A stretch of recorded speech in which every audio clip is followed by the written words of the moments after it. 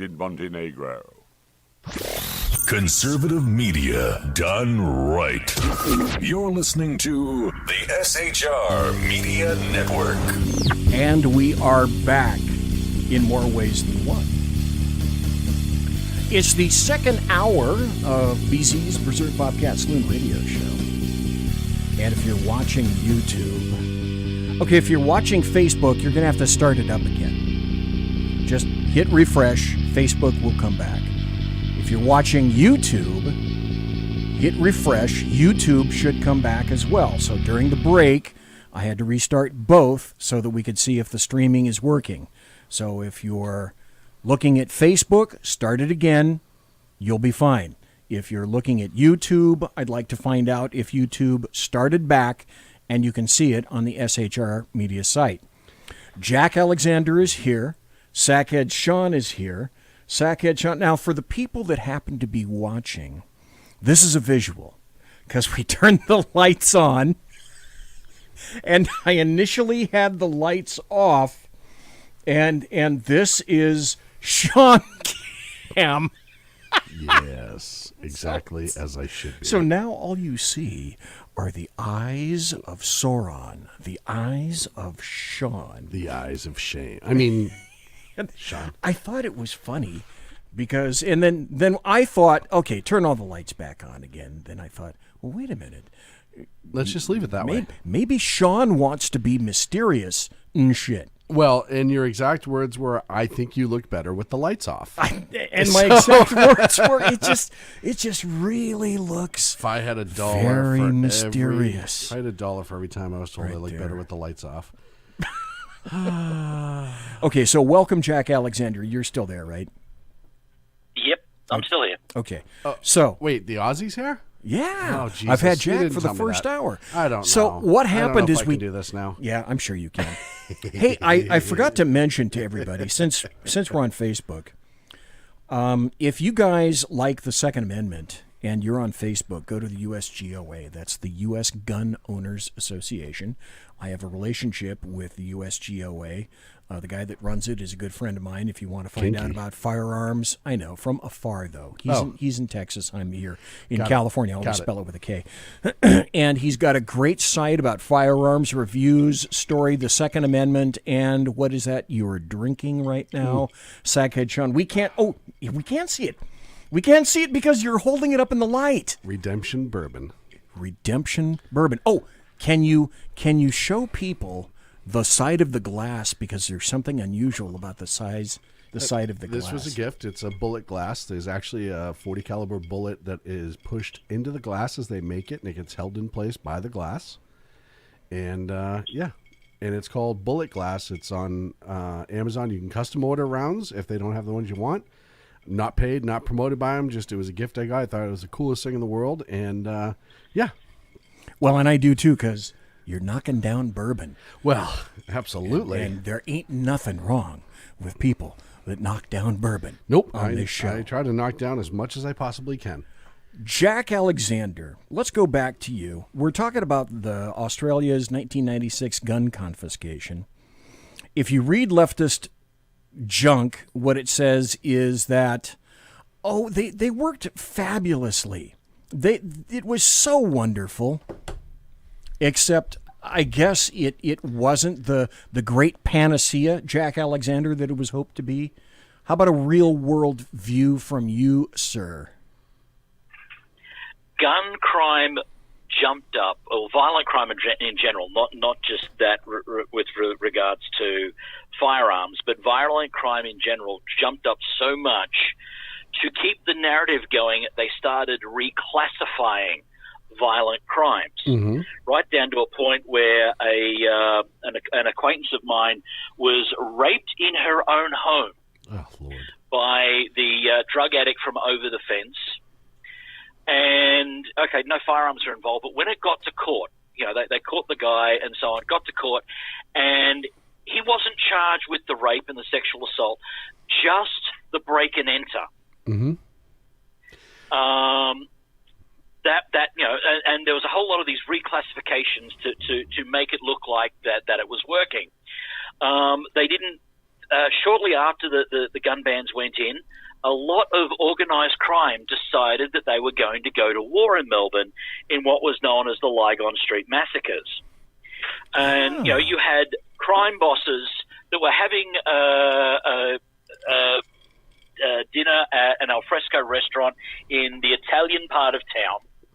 And somebody would just walk up to an opposing crime boss and double tap him between the eyes and get back into their vehicle and just drive away. And this went on for weeks. And they're still investigating a lot of it. They caught some of them. They didn't catch a lot of them. Just a couple of years ago, the Australian Federal Police finally had to come clean that their narrative wasn't working when they busted an Islamic terrorism cell who were bringing in Glock pistols. Some of them were the fully automatic variety, which have never been illegal. They've never, ever been legal in Australia.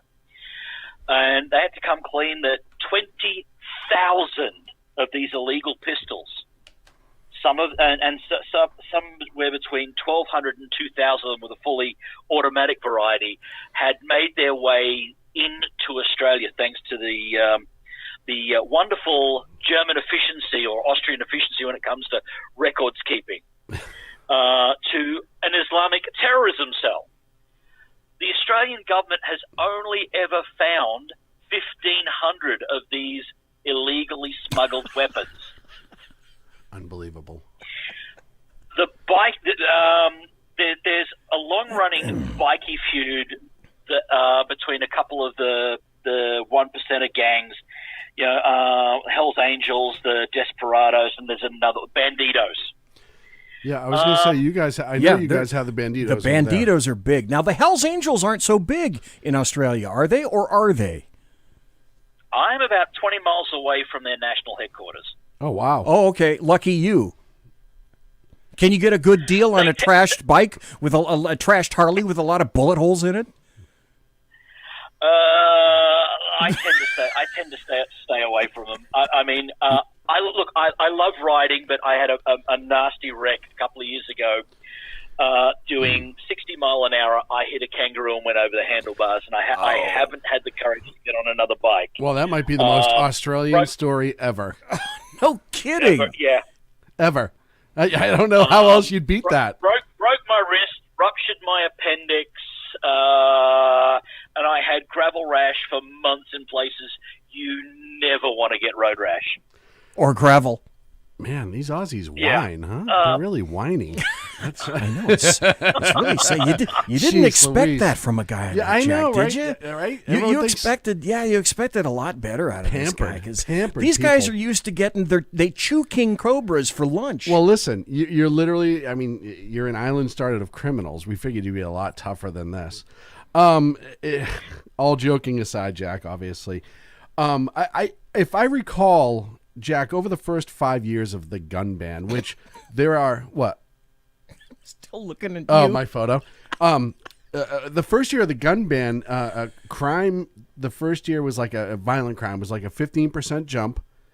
And then they, like you said, they started to cook books, which is they're doing here too, especially in California. Exactly. They're taking felonies and they're breaking them down by the different prongs that equal the felony. So Prop 47 and Prop 57 basically took good example crimes that were felonies, including assault with a firearm and rape, down to misdemeanors. But they've even doing it outside of that. So one of the things they do is in Sacramento County, if you walked into a business and you attempted to shoplift and the owner or employee tried to stop you and you fought them, that turns into an unarmed robbery under 211, the California Penal Code, right? But what they've done in Sacramento County is they charged you separately with the shoplifting attempt and the assault. And guess what you do? I know. What? You plead to the shoplift. Yep. And then the bigger one goes away. Yep. Imagine that. So they've already started that here. But I know in Australia, within like the first 5 years, it went up like 15% for just the violent crime section. And then people got wise, scumbags, as they do, of like, hey, nobody has guns. And you had a huge influx of home invasion and burglaries, if I read that correctly a couple years ago. Oh, yeah. even still so now. And as time's gone on, they've gotten more and more violent as well, because we've had a certain ethnic persuasion be allowed to immigrate quite freely into the country, and they've brought a lot of that mentality with them. And it's getting more and more violent. And between the street gangs, I mean, when they stopped being able to carry guns, they started carrying katanas and machetes and so on. As you do. And as you do, and they went from that. So they cracked down on that. So then they started carrying home kitchen, butcher knives and so on. As you do. Why wouldn't you? And so they started. They cracked down on that. So then, to make things a little bit more concealable, they started getting up with sharpening stones, and the old butter knife started being used. So they started installing metal detectors at public transit stations. Well, they got wise to that. Most of these people had been in jail at least once or twice, so they started making the plastic cutlery prison shank to get around the metal detectors. Now, if I go to my local IGA to buy a set of barbecue cutlery, plastic disposable cutlery, I have to show my damn driver's license to prove that I'm over 18.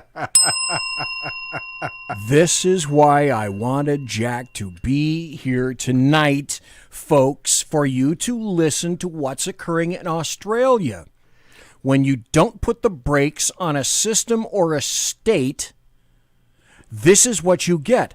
The biggest difference that I hope is going to make every difference in the U.S. is this: our Bill of Rights, our U.S. Constitution. Yes. Abso-friggin-lutely. Ring that bell again. Hey, this is the first time somebody's told me to ring the bell, and you know what? I'm going to.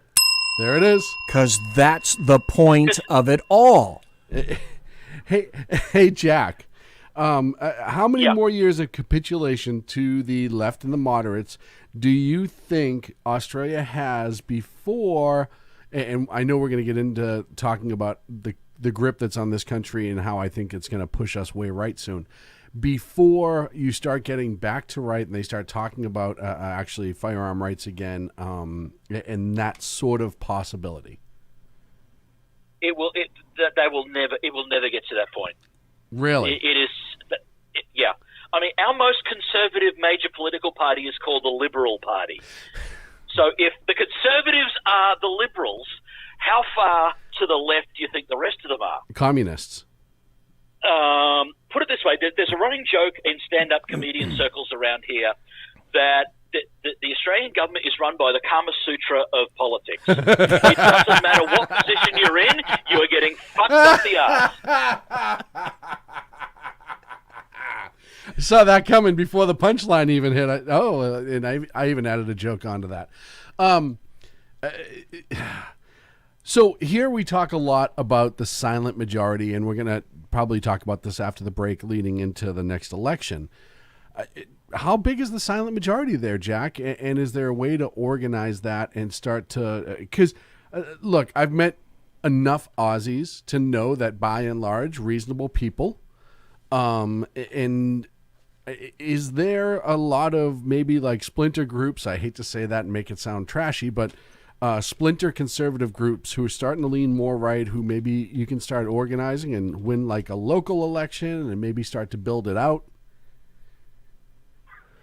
With the exception of the Australian Shooters Party, which came out of the remnants of the Australian equivalent of the NRA when they were driven into bankruptcy by trying to fight the 96 gun laws. Right.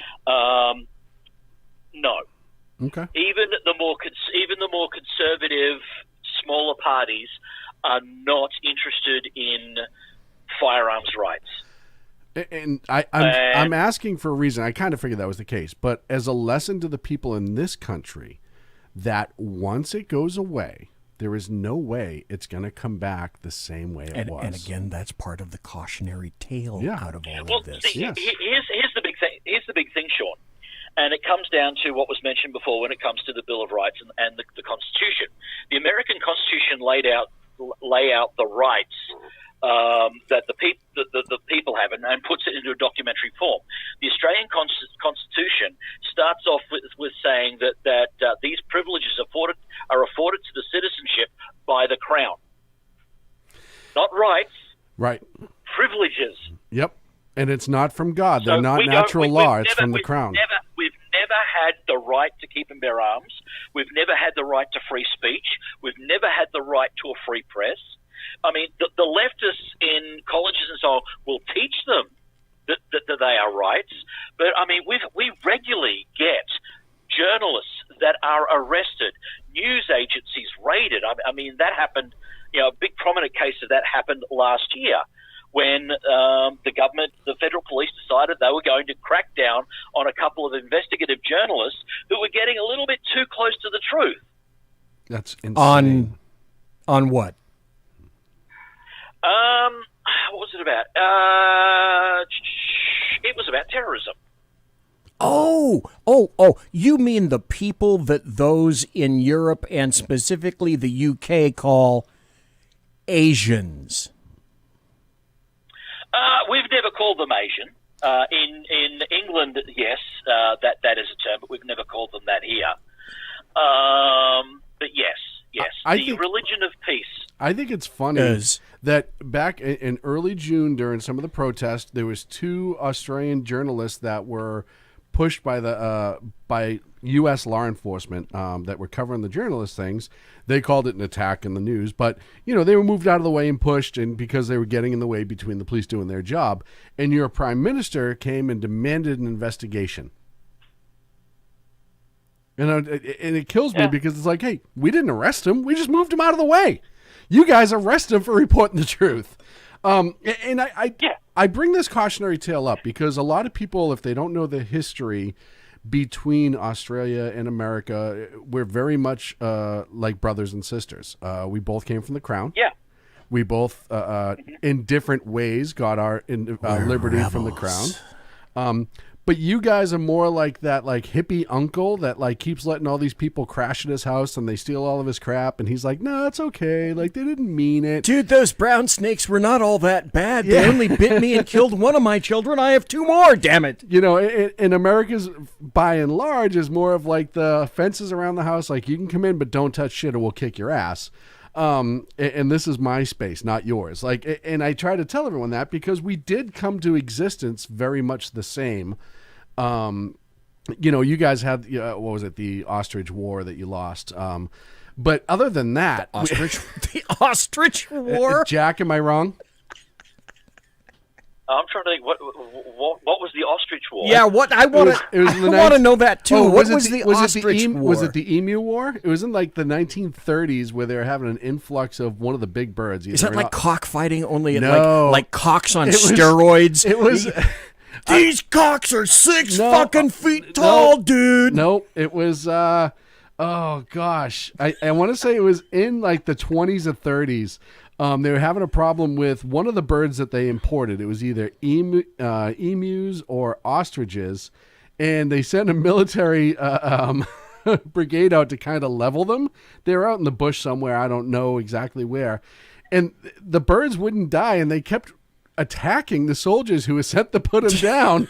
And it was called the... I have not heard of that, and I'm laughing my ass off. Okay, here it is. This is an Australian that hasn't heard that. 1932. For the people that are confused, emus are a native to a native species to the country.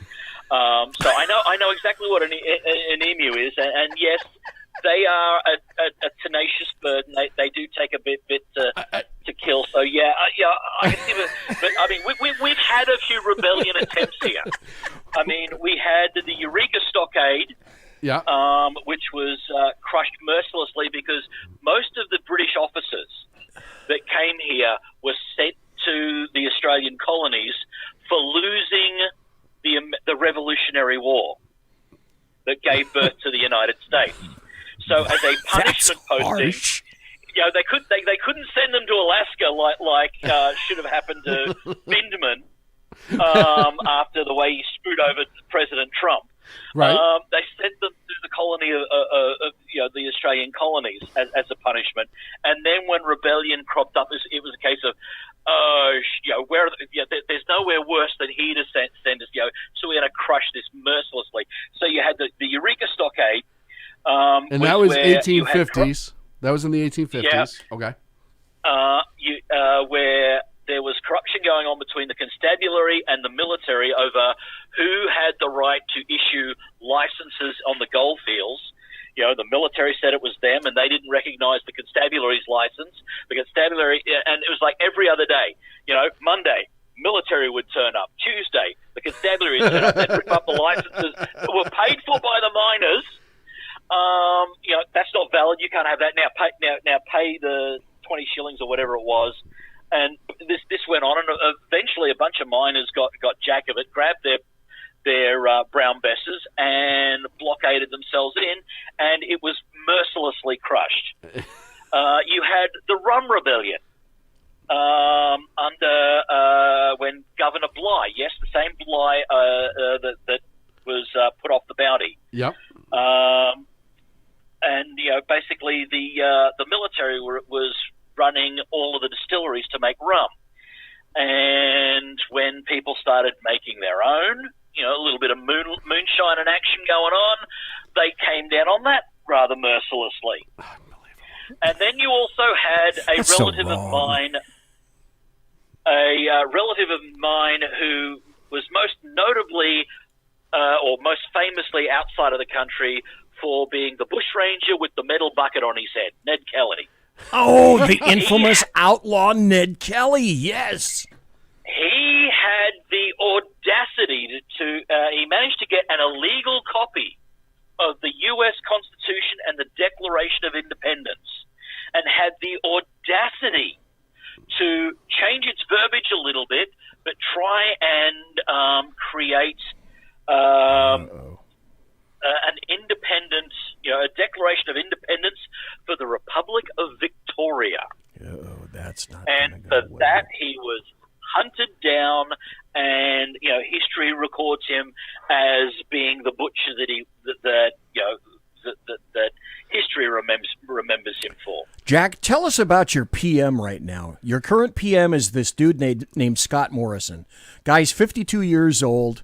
He's in the, what did you call it? The Liberal Party. So that the Liberal Party, as you describe it, is the most conservative party available to you guys right now. Is he up for re-election? Is there anyone moving against Scott Morrison? Does it look like he's going to get re-elected? Are you guys going to stay with him? Are you guys going to move to the right? Are you guys going to move harder left? What do you think you see for Australia? Well, see, the problem with the Prime Minister here is to be Prime Minister and essentially head of the country, you just have to be the senior-most member of the political party that has the most number of seats in what would be the equivalent of the Congress. Right. So because the Liberal Party has the balance of power in the House of Representatives, they get to elect who is Prime Minister.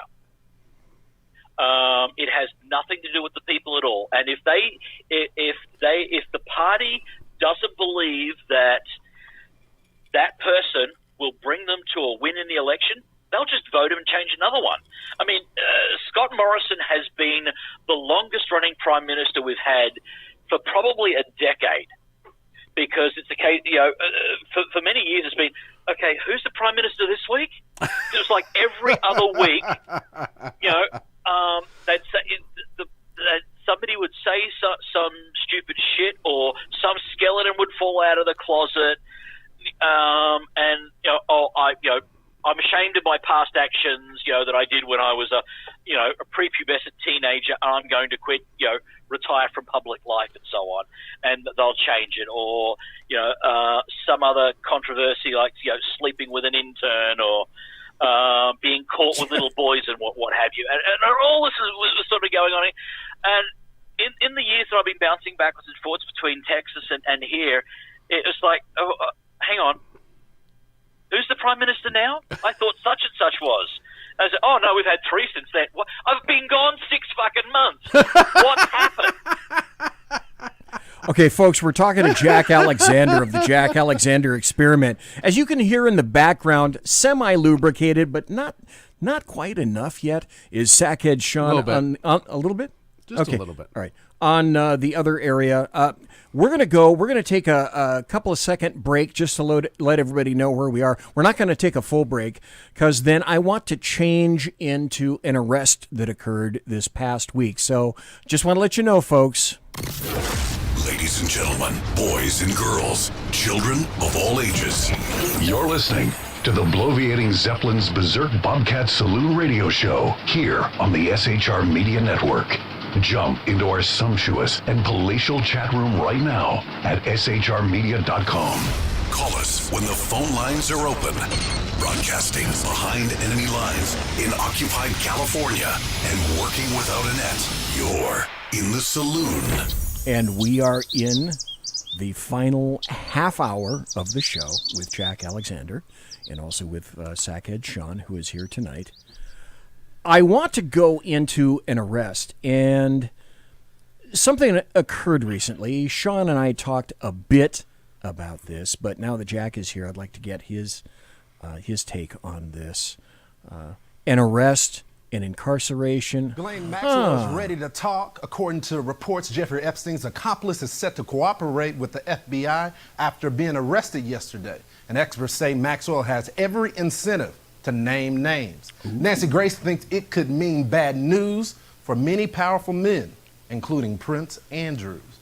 All they've got to do is keep her alive, all right? That's not easy. Don't let her commit suicide. Don't let her be killed. Keep her alive, because I guarantee you right now, there are a lot of powerful people, men, in the U.S. and Britain who are quaking in their boots about what Ghislaine Maxwell may say about them, all the way from Wall Street to Washington. Let's just stop right there, because this leads to some really wonderful and interesting observations. So do any of you guys have any, I know this is a loaded question, do any of you guys have any thoughts about this?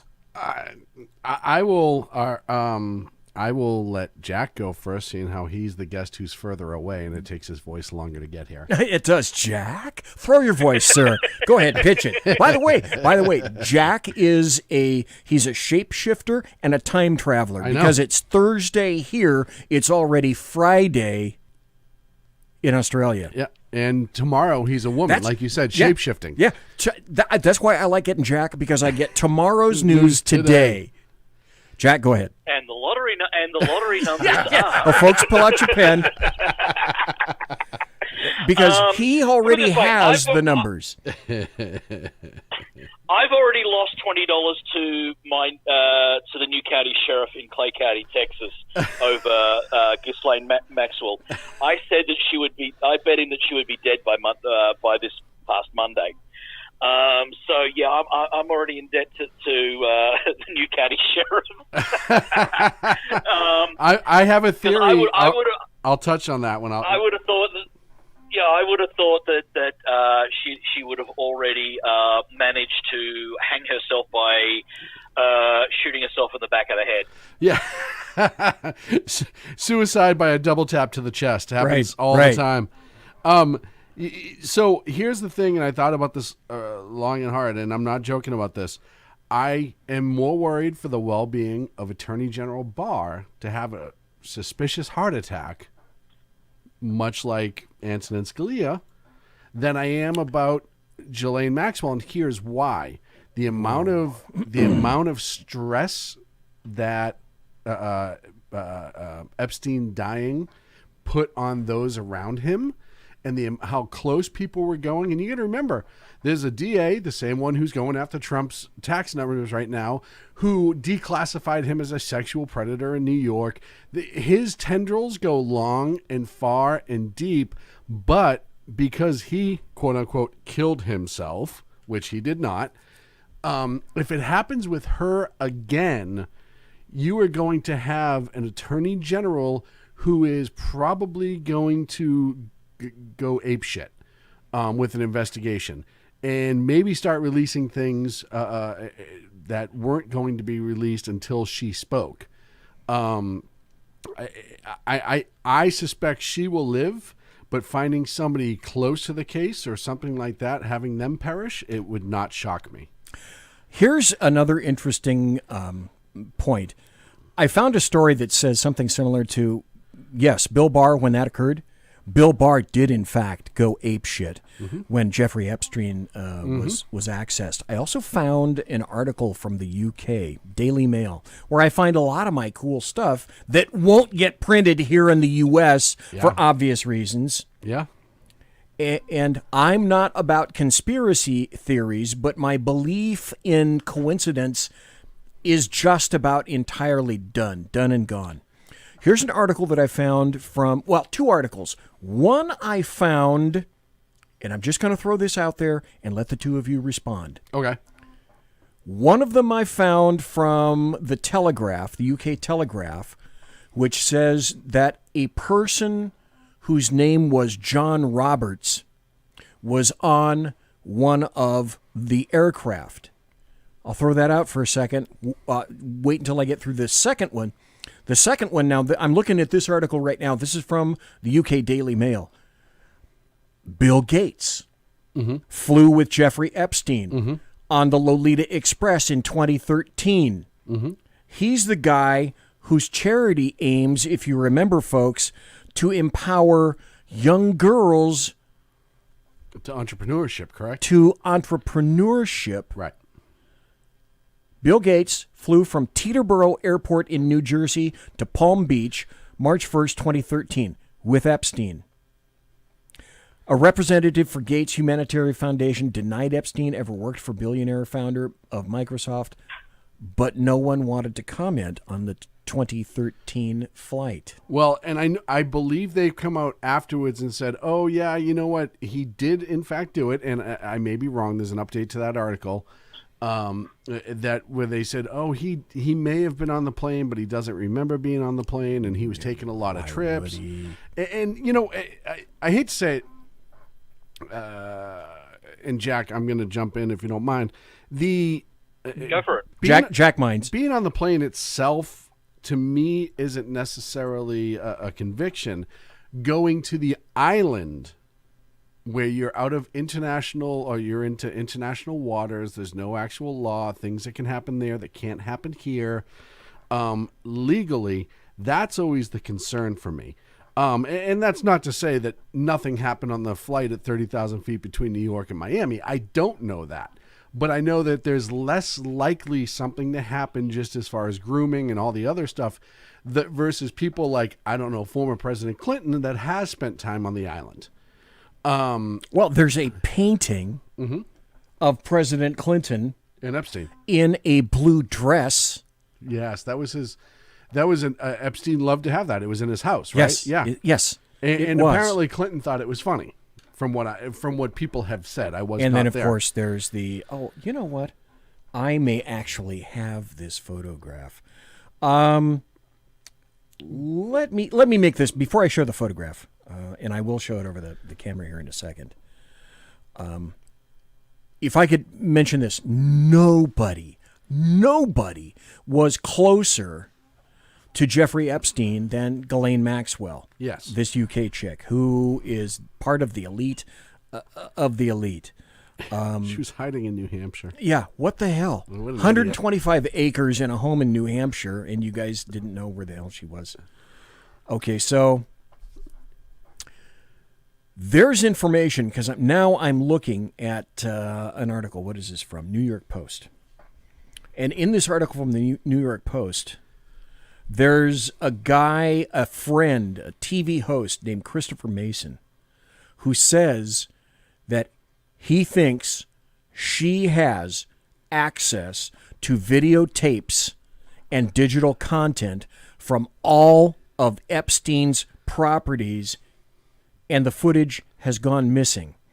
I'm sure she has access to the videos. A lot of powerful people will be more than a little worried, but you can't tell me, you cannot convince me that there isn't somebody somewhere that has a backup or a series of backup copies of all of that, because the FBI, for one thing, took an ass load of material out of his house in New York City. Well, I was just going to say, too, she may have already turned those copies over. We don't know. That's exactly right. We have no idea. I know the arrest was publicized, but on some level, she had to know it was coming, and her defense was ready. She's a lot of money, she's got lawyers, she's got big money, and she knew once Epstein was arrested and killed himself that she was next. And somebody as shrewd as she is, somebody who as calculated and cold as she is, you better believe had something ready to defend herself. I'm looking at this article, and they're naming names. From New York Post, it says, at the top of the list are the usual scandal magnates. These are the people that need to worry. Prince Andrew. Damn British. Yeah, imagine that. You can't trust the crown. I know. Bill Clinton. Damn asshole. Alan Dershowitz. Yeah. Billionaire hedge fund owner Glenn Dubin. Let's see. Dubin. His wife, Eva Anderson Dubin. They founded the Dubin Breast Center for the Tech Cancer Institute of Mount Sinai. They go down to, a whole bunch of people that were the... By the way, folks, if you have not seen, there's a Netflix... Sean, have you seen it, the Netflix... I haven't seen the series about Jeffrey Epstein. I have not seen it. You need to go see it. All of this is so incredibly warped. When you see the insides, when you know the full story, the people that have interacted, the trips that were taken, the money that he has, the associations that he built, how basically he paid off the Palm Beach department the first time around. DA's office. And the DA's office. But he actually made thousands of dollars donation to the Palm Beach Police Department. That series, one of the two series that I saw, was co-produced or produced by James Patterson, the author.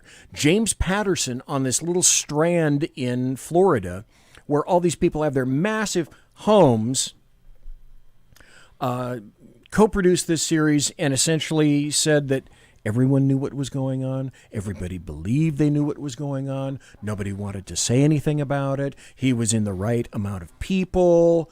They just figured that that's what these folks do, let them be. And a lot of the people that were saying that were partaking of all of it themselves willingly. This list of potential exposures has to be hundreds of people long.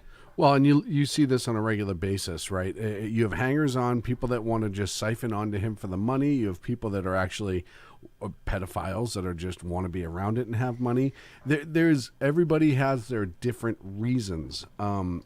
I think what's shocking with Ghislaine Maxwell is, and I think what'll shock the conscience of a lot of people as this comes out, and you start to hear more and more about her hand in this, is that she's a woman. I think by and large, most people expect it from a male with a lot of money, power, start, banging 17-year-old girls. Like, it sucks, it's horrible, and it's terrible, but it's not as shocking to the conscience because it's happened a lot, right? Whether it should or it shouldn't. With a female who was essentially recruiting and grooming and then encouraging all of these things with these young women, I think that shocks the conscience more because it, by and large, even though we've had an influx of females being arrested for rape, mostly teachers in this country lately, it definitely is still more of a taboo, so to speak, to the conscience. And I don't want to Bigfoot the whole thing. I'm sure Jack has plenty to say. I wasn't so surprised about Ghislaine Maxwell. Okay. Mostly because I see what goes on with the sex industry here in Australia, and probably 90% of brothels in Australia or escort services are run by women. They are out there actively recruiting. There's one high-priced escort company I am aware of that operates in Melbourne is actively trolling college newsletters, community colleges and so on, to try and get as younger looking girls as possible for that company. So and it's not just Anglos. I'm seeing it within the Vietnamese community. I'm seeing it in the Lebanese communities here, right across the board. So the fact that Ghislaine Maxwell was running this really doesn't surprise me. And these women will tell you, well, young women trust, because it's a woman. There's a trust thing there. Yeah, it makes a woman it's easier for a woman to recruit young girls into all of this because they can play the mother figure and promise all sorts of things, and girls will just young naive girls will just naturally believe that more from a woman than they will from a man. So that doesn't surprise me, and it also doesn't surprise me that she'll have a shit ton of videos around lying well. Right. But there are several prominent people within the Australian government, whether they be former or current members. I mean, one of the names of people that went to Pedophile Island is the first female Prime Minister of Australia, Julia Gillard. Really? She's in the little black book as someone that has been there, and she's the Labor Party, which is sort of more left. Mostly, she grew up to be in the Labor Party. You mostly came through the trade union movement, the Labor union movement. But I mean, Bronwyn Bishop is another female Australian government, but she's Liberal Party. And she's listed as being there. Here's the top 10. What I'd like to do is hit 2 more points and then wrap up the show tonight with November. I have the top 10 list from NewYorkPost.com. Number 1, Prince Andrew. Number 2, didn't see this coming, Ehud Barak, former Israeli Prime Minister. 3, Bill Clinton. 4, Harvard President Larry Summers. 5, Alan Dershowitz. 6, retail tycoon Leslie Wexner. Billionaire hedge fund Glenn Dubin. Former New Mexico Governor Bill Richardson. Former Maine Senator George Mitchell. Former Epstein employee Claire Hazel. I find that very, very interesting. But here's also the point with regard to women. What Ghislaine Maxwell has done is essentially a smaller family unit on steroids. Perhaps some people, if I were her defense attorney, Sean, what I'd do is I'd try to say that over the years she was Stockholmed. And most everybody knows what that is. But she's nothing more than a really close, tight family unit on steroids. And what I mean by that, I was a child abuse detective. I did that for 2.5, almost 3 years before I went someplace else. In any event, doing that, what you discover is in the family unit, the mother is the enabler. Yes. The father primarily, although there was one case that I had where the roles were reversed. Always an exception. But the mother is an enabler and is the one that brushes things off for the child. And the reason that she does that, just like Ghislaine Maxwell, is she had life by the balls. You're flying around on private jets. You're the squeeze of Jeffrey Epstein.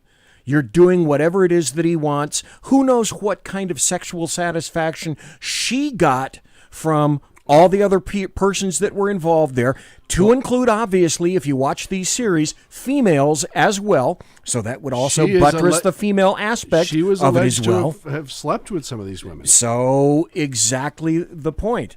So she is that situation on steroids. So final question about this to the two of you guys, Jack and Sean. Odds on her making it to court? Oh, I think it's high. I think it's really high this time. Jack? Yeah, actually, if she's lasted this long, then I think there's a lot of people worried that if she does mysteriously die of a heart attack, that there's a lot of videos that's going to get sent to the media. So maybe she has that protection for now. Yeah, for now. I'll take for now. Let's see. What do we got? 10 more minutes. This is kind of how I'd like to wrap things up. And Sean and I talked about this just before we started the show. People are getting really depressed. And there was a gentleman who's been on the show before who sent me a text that indicated essentially that he's really starting to lose faith in President Trump. And he and I had a discussion back and forth, which went something similar to, you know what, no matter what happens, no matter who wins, no matter who loses, this country is in for an ass kicking. And it's in for a couple of miles of really bad, rough road, whether Biden wins or whether Trump wins, with a major, major caveat. And this is what I'd like, Sean, you to weigh in. We both now are of the opinion, as I indicated earlier, the left can't stop now. No. They don't have the capacity to stop doing what they're doing. The first rule of holes. Now, for a while, people were thinking, they may have, some of these assholes even think that some of this shit is cute. You know, the mayor of Seattle, the year of love, or whatever. Look at them, whatever the hell it was. Yeah, until they show up on her that house. Damn doorstep, then shit changed. It's funny how that works out. Well, it's the Frankenstein theory, right? When you get attacked by your own monster. Well, it's like I call it the lizard dragon theory, and the BZ axiom is: you get a little lizard, you pet it, and you feed it. And it grows, and it grows, and grows. And pretty soon that little lizard turns into a dragon, and it kills you and burns you alive. But the only person responsible for doing that was you, because you fed the fucking dragon. Well, and here's how this is going to go, and I predict this.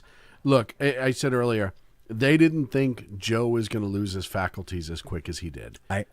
I think that they're when you stuck said with that. I thought that was really interesting. Yeah. I think they knew he probably wasn't as on point as he once was, but, you know, let's face it, their whole thing is to get Joe in for a year or two, and the super duper socialist liberal vice president Joe will say, oh, due to my health, I have to resign, and then this person's going to take over. I think that was always the plan. So you'd get an Elizabeth Warren or something like that. But I think as we go further down this road and just talking to everyday people more and more, the average American voter, who is a tax-paying, hard-working individual who believes in the rule of law and sees through a lot of the BS of the left, which is more and more, I think is going to come out by and large, not only as the silent majority in this country in November, but I think they're going to come out more vocal as we get closer to November. I think people are getting fed up with not being able to even go to a store or whatever, not being able to wear a T-shirt with an American flag on it, blah, blah, blah, blah, blah. And I think that it's getting to that tipping point. The left cannot control the monster that they've made that's out there and looting and vandalizing, and they had hoped that it would just be a couple weeks and go away, and it's not going away. And what it's doing is being a gigantic pain in the ass for the Democrats to own and manage. Well, just when we also... Jack, how many months ago was it, maybe a year, if that, when people were going, you know, if they're taking down some of these Confederate statues, you know, they're going to go take down George Washington, and they're going to want to go blow up Mount Rushmore. And that's exactly what they're saying now. The left lacks the capacity to not continue on this road. And I think this is going to erupt in an expression November 3rd of people saying something similar to, you know what?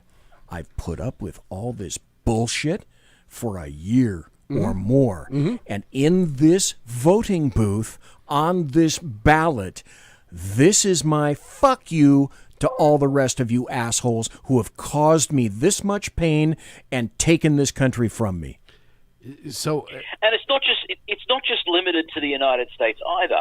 We've had several violent incidences in Australia, including someone getting stabbed in Melbourne by a white person getting stabbed in Melbourne by a black person, and they were citing justice for George Floyd.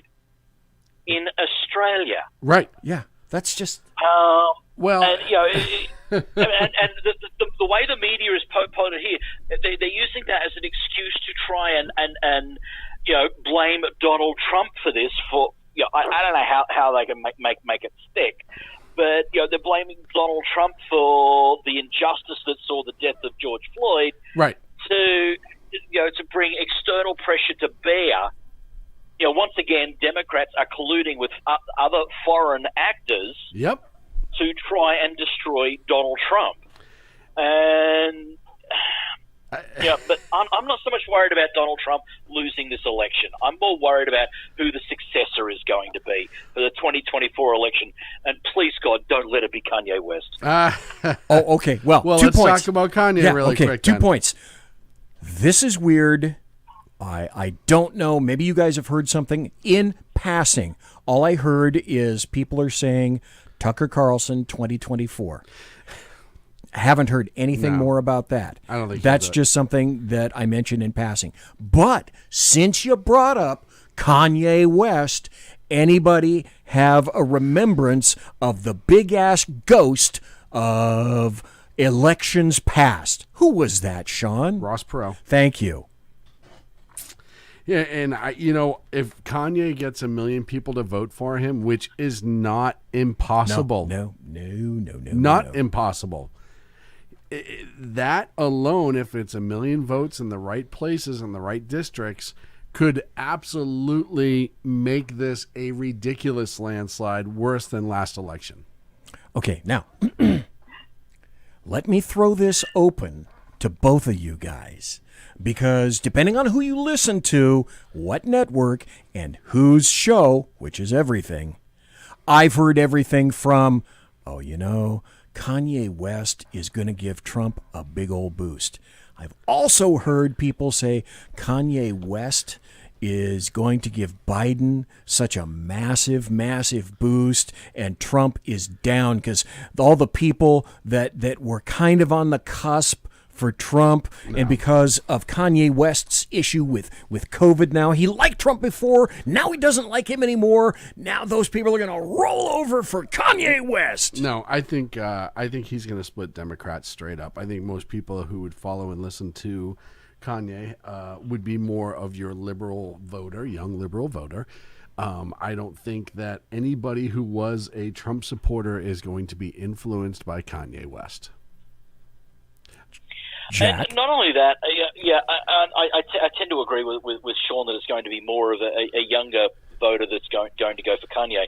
But he's already playing the entitlement card. There was a tweet that I had in my prep for today's show that I wound up not covering.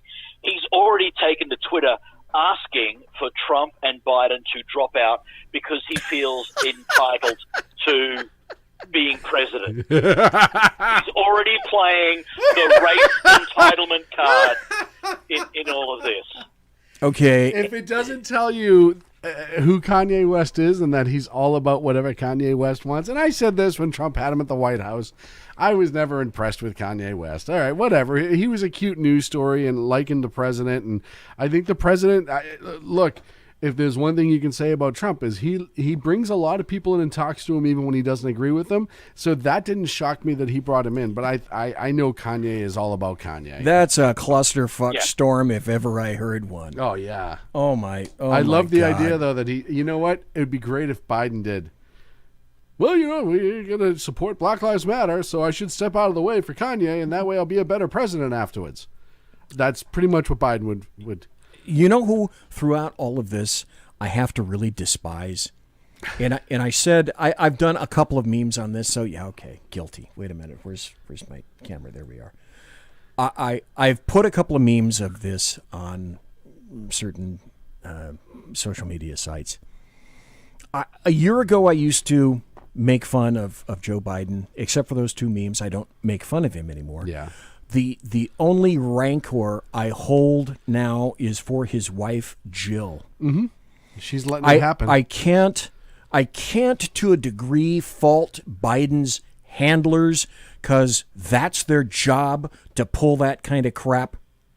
But to have a wife allow her husband to be used like a soiled Kotex, because you know he's going to get kicked to the curb real soon. Oh, yeah.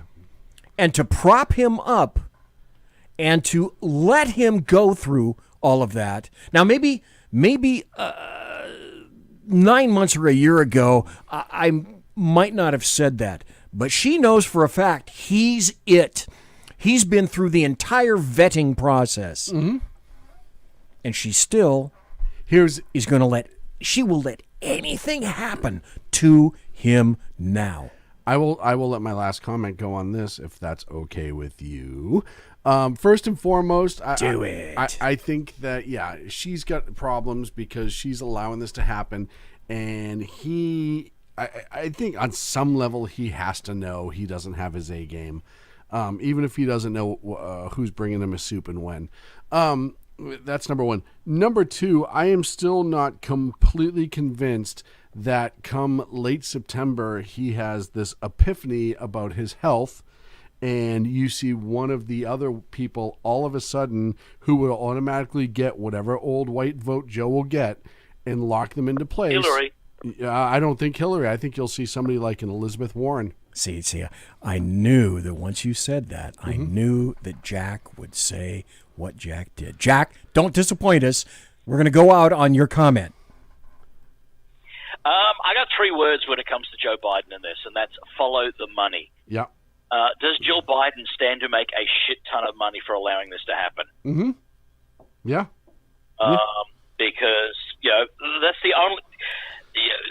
with a lot of elder abuse, there's either money involved, they're stealing their welfare checks and so on, or it's at the end of this, she's going to when he doesn't get it, divorce him and just bolt, or wait for him to die. Leave him in a nursing home, Shady Pines nursing home.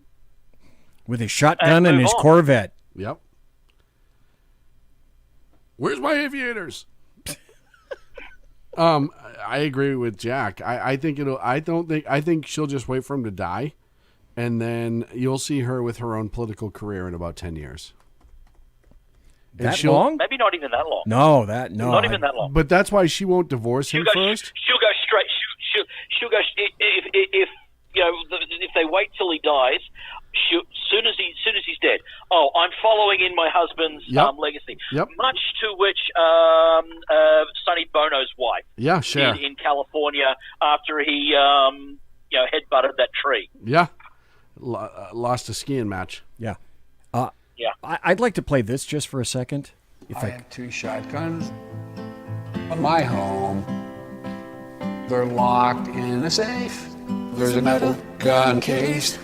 We live in an area that's wooded, somewhat secluded. And I said, Jill, if there's ever a problem, just walk out on the balcony and fire 2 blasts outside the house. Buy a shotgun. Buy a shotgun. You don't need a machine gun. You don't need 30 rounds. Buy a shotgun. Buy a double-barrel shotgun. No, you don't need a flamethrower, and you don't need a tank. You don't need an AR-15 to scare those thugs away. No, and I don't need a grenade launcher. I don't need an F-15. There's just one thing I need to do, and they'll stay away from me. Fire 2 blasts outside the house. So great. Buy a shotgun. Buy a shotgun. Buy a shotgun. Buy a shotgun, baby. You don't need a machine you don't gun. need a machine You don't gun. need 30 rounds. Buy a shotgun. Buy a shotgun. Shotgun. Fire 2 blasts outside the house. Buy a shotgun. Buy a shotgun. This is also the same guy who believed it should be illegal for you to burn or otherwise desecrate the flag. People forget that about Joe. I know. He proposed a law about it. I know. Poor Joe. Well, poor Joe. Poor Jill. Poor Joe. Poor Joe and Jill. Jack, before we leave, I want to make sure that people know that you have a radio show and that people can watch it? Where can they watch and listen to your show, Jack Alexander? Well, you can catch it on Facebook, YouTube, and Magabook as well. I'm now also posting links on Parler as well. So just do a search for the Jack Alexander Experiment on all of those. They can check out my website, jackalexanderexperiment.com. And hopefully at the end of the month, I'll be taking pre-orders for my book. Ooh, can we ask you the nature of it? The nature of the book, it's part cookbook and it is part some of the philosophies that have helped get me through life. Nice. Okay. All right. It's like how to cook either Martian or squab. Or Vegemite. I can guarantee you there's no recipes that contain Vegemite in it. Thank you. Thank you. Kangaroo, on the other hand, yes. Emu, maybe. Isn't kangaroo kind of stringy? Only if you overcook it. But yeah, Philosophy and Flavor by Jack Alexander I should be looking at taking pre-orders towards the end of the month. I'm hoping I'll have the ebook drop late August, maybe into September. God, Sean, why don't you write a book? Yeah, okay. I have time for that. Sure you do. Yeah, write a book. What would I write a book about? Number 1, buy a shotgun. Number 2, write a book. I have a shotgun, a couple. What would I write a book about? Buying a shotgun. I do a cookbook, but I don't write anything I cook down. So, you can find me at any bar on a fairly regular basis. That's right. I do have a new bar stool coming out probably sometime in August that I intend to occupy. The e-bar stool will not be dropping, unlike Jack's book. Okay. So I don't have that going for me. And, occasionally you can find me on the couch. Okay, and I'm BZ, the Bloviating Zeppelin. You can customarily find me here in the saloon. Also, I ask you one final favor for the weekend. Folks, if you come into the saloon and you find me passed out on a stool and my head is resting there on the bar top, do me a favor. Grab a big hunk of my hair, pull me up, and just get a tweezers and pull the splinters out of my forehead, would you please? Because that's kind of irritating when they scrape across the pillow and people pour me into the bed at the end of a really long night of Kettle One vodka. Jack Alexander, thank you ever so kindly for being here tonight, sir. Not a problem, mate. Always a pleasure. Thanks, Jack. All right. Good day, mate. Have a great time. Sean. That was Jack. And now I have to tell you this. Now it's time. No, it's not that now. We're gonna actually play this. I get excoriated on Facebook for playing this. Oh, they do the mute? Yeah. They killed me for this. Yeah. This is my outro song for 3 years. Yeah, but it's somebody still has that. And so Vera Lynn dies a month ago, and they don't like this. Yep. What the hell? It's It's a great song. It's from World War II. And the reason I like this one is you'll notice that I have the intro from Peter Sellers. In fear, I can vote. That's from Dr. Strangelove. Such a great And great this movie. this isn't the regular Vera Lynn cut from her albums. This is the one with the chorus that sings specifically just for this movie. Oh, no way. That's why I put it in here. Except for the movie, I cannot find any Vera Lynn singing with a chorus like this. And then here comes the chorus.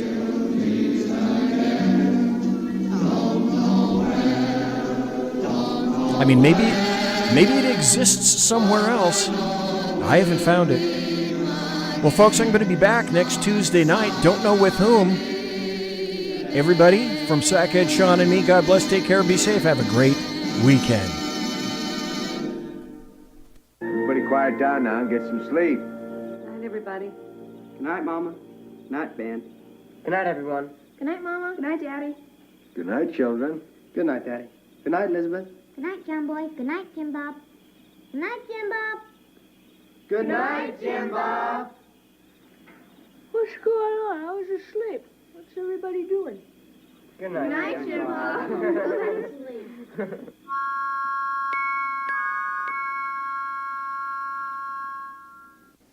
Good night, and good luck.